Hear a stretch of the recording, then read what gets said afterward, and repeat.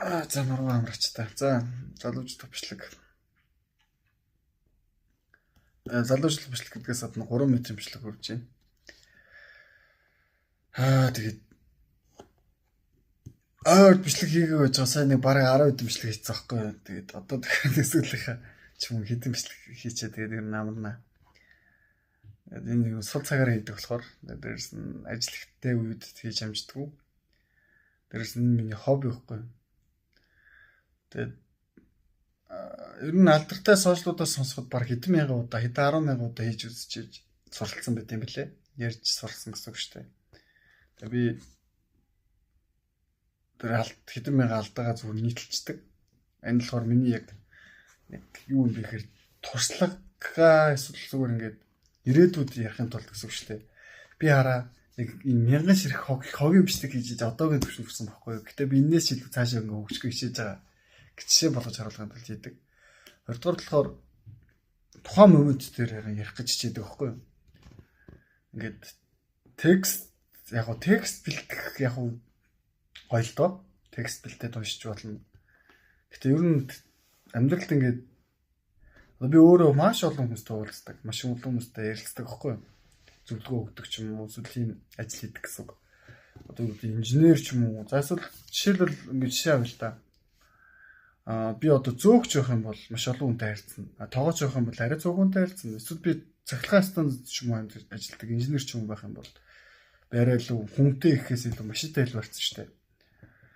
Тэгэхээр онцлогоос хамарж байгаа. Тэгэхээр миний яг мэрэгжлийн онцлог гэх юм одоо хийж байгаа зүйлийн онцлог бол би маш олон хүнтэй харилцдаг. Тэгээ тэн дээр нөгөө тухайн цаг үеэр ярих хэрэгтэй болдог байхгүй юу? Би ингээд нэг сэдв бэлдсэн байхад тэр хүн яг өөр сэдв ярьж магадгүй. Миний төсөөлөг өгүүлбэр гараад ирж магадгүй. Тэгэхээр би яг тухайн мөчтөр нь яг ярьж сурах тийм шаардлага байгаа. Тийм болохоор ер нь бол ингээд яг одоо бичлэгүүдээс тэгж хийх хичээдэг гэсэн үг. Яг тухайн мөчтөө яг ингээд тэр санааг ингээд хэлүүл яах вэ? Ингээд хэлүүл яах вэ гэж оролдож байгаа тийм хоёр зорилгоор хийж байгаа. Тэгээд ер нь бол яг гэхдээ уриалга хэлье. Яг энэ бичлэгийг үздэг мөртлөө миний таньдаг хүмүүс дотор ерөөс огт бичлэг хийдгүү тийм хүмүүсээ төгөхгүй ярьдгүү гэх юм уу хүнтэй нэг ярьдгүү яг шаардлагатай мөртлөө ярьдгүү. Тэгээд ингээд хин нэгэн зүйлд яг энэ урт насыг тайлбарлах ёстой мөртлөө тайлбарладгүй тийм хүмүүсээ төгөхгүй. Тийм найзуудтай зориулж хэлэхэд сонсоод өнгөрдөг ч юм уу тэг өөрийгөө яг чадруу гэж боддог хүмүүст хэлэхэд алиа зүйлийг анх хүн төрхөөсөө суралцсан гэж байдаг юм аа. Төрхөөсөө баян төрдөг хүн гэж аахгүй тий. Төрхөөсөө бос сайн жишээ буруу жишээ хэллээ. Төрхөөсөө яг нэг сайн авчдаг ч юм уу баян төрсөн гэж болно. Гэтэ баян сэтгхүүтэй төрдөг хүн гэж байдаг аахгүй. Тэрийг бүтээдэг. Ер нь тэр орон зай ингэ бүтээж явдаг штэ. Тэгэхээр ер нь бол суралцах хэрэгтэй, алдах хэрэгтэй, хамтдаа хичээцгээе. Дээрээс нь